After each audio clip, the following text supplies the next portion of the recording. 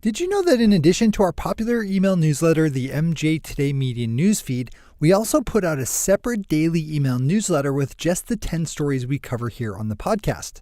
If you're the type of person to take me up on my suggestions to click through for the full reads, then you should probably subscribe to the MJ Today Daily Email Newsletter, which again packages up all 10 stories covered each day on this podcast for your easy clicking.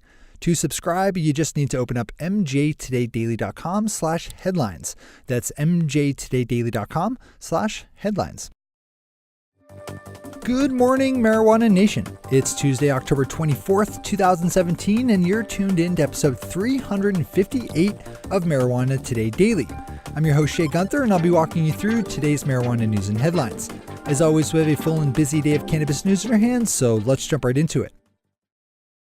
Our top story of the day for the third episode in a row has us starting off up in my corner of the country in Maine, where yesterday state lawmakers voted in favor of a proposed bill outlining how adult use marijuana sales will work starting later next year. That's the good news. The bad news is that the margins by which the legislation passed, 85-53 in the House and 22-9 in the Senate, are not big enough to overturn the veto that Governor Paul LePage is expected to drop. In both of Maine's legislative bodies, a two-thirds majority is required to overturn a governor's veto. Governor LePage has been opposed to the idea of legalizing marijuana and actively sought to hinder the process that a legislative committee has been going through over the last few months in crafting the piece of legislation passed yesterday.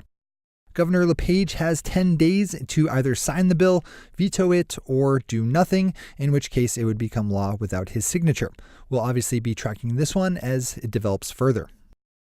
Tom Angel over at Marijuana Moment has a great long-form piece up, diving into the complicated relationship Utah Republican Senator Orrin has had with medical marijuana over the years.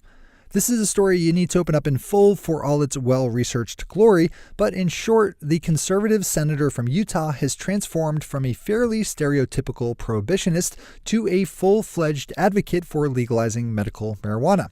While the senator has stated that his enthusiasm for cannabis only extends to the medical realm, it's nonetheless a remarkable and welcome transformation.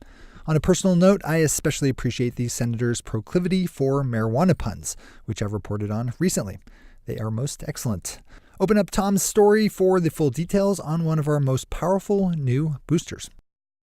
Our final top story of the day swings us up north to Canada, where Leafly's picked up on the story of some discontentment in Canadian legal circles over a proposed set of regulations covering driving under the influence of cannabis. As regular listeners know, this is one of our industry's more difficult issues, as there's currently no scientifically valid way of assessing someone's cannabis impairment levels. Unlike with alcohol, where there is both a clear relationship between the amount of booze you have in your body and your ability to safely drive a car, as well as an easy way to measure the amount of alcohol in your bloodstream, there's no analog for cannabis impairment.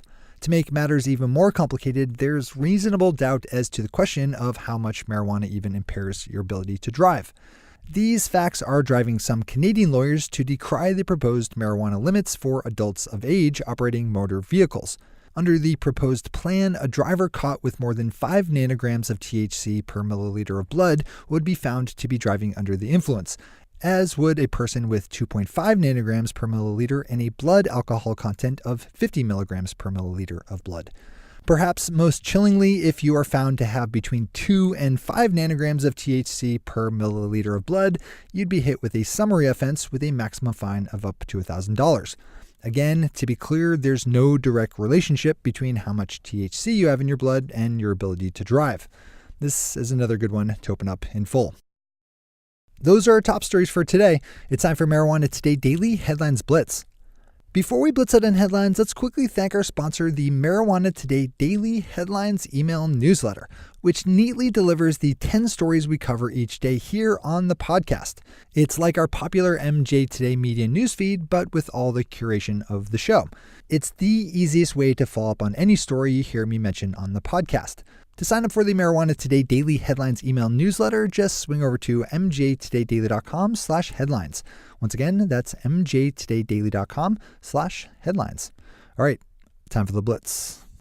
As more states and nations look at the merits of more progressive marijuana policy, one of the places they're looking to for lessons learned and best practices is the state of Colorado, which first allowed legal adult use sales back in 2014, and that's built up an industry in the years since that now pulls in well north of $1 billion a year in revenue. One of the places that's tapping Colorado for general cannabis insight is Canada, where Dr. Larry Wolk, Chief Medical Officer of Colorado, recently spoke to radio host Matt Rainey. In that interview, Dr. Wolk said that his state hasn't, quote, experienced any significant issues as a result of legalization, unquote. Though the doctor noted there was a small uptick in the number of visits to the emergency room attributed to cannabis, most of those were from out-of-state visitors who hadn't been properly educated on the right dosage for edibles, a situation that's improved in recent years with changes to the rules for how edibles are packaged and sold. Gage Peak over Leafly pulled together a nice piece looking at some of the numbers recently released by Health Canada showing their ranks of registered medical marijuana patients. Canada now has a little over 200,000 registered patients. Click over to Gage's article to see how those numbers break down on a provincial basis. As always, we have all the news we cover linked to on our website at mjtodaydaily.com and on our Twitter account at mjtodaydaily. Marijuana Business Daily's chart of the week looks at how the number of registered medical marijuana patients in the state of New York has grown over the past 2 years, with there now being just under 32,000 in all.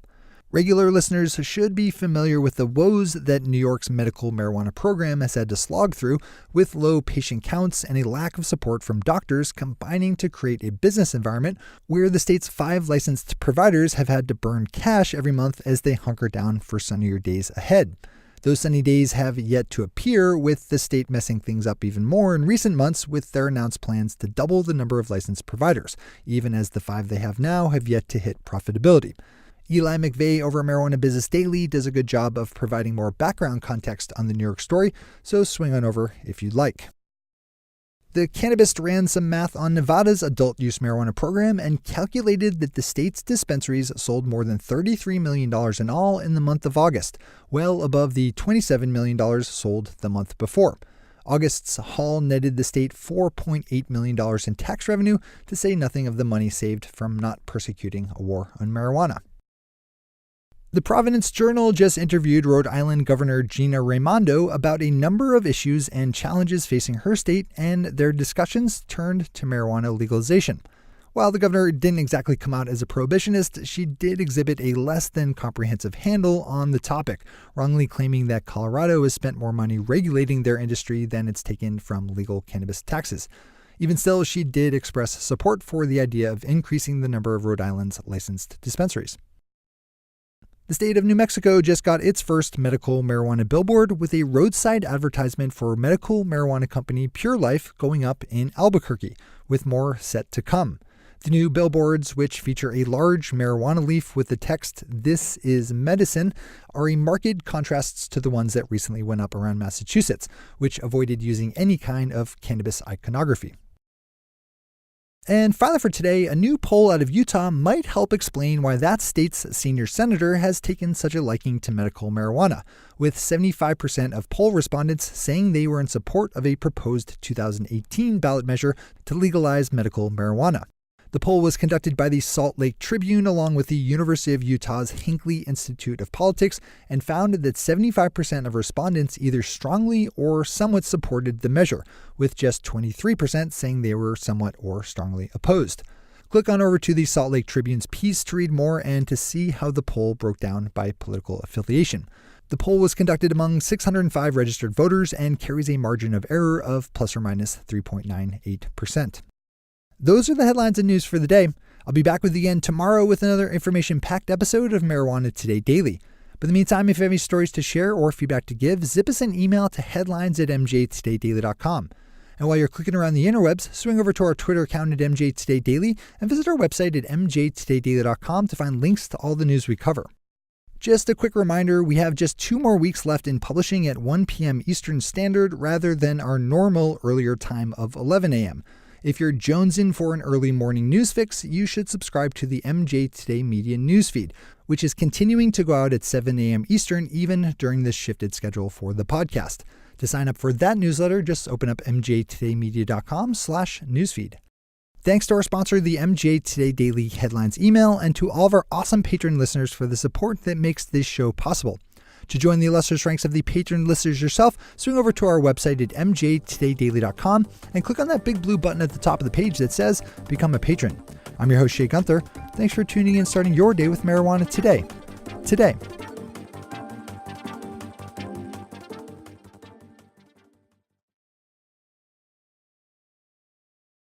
One take, Shay. One take.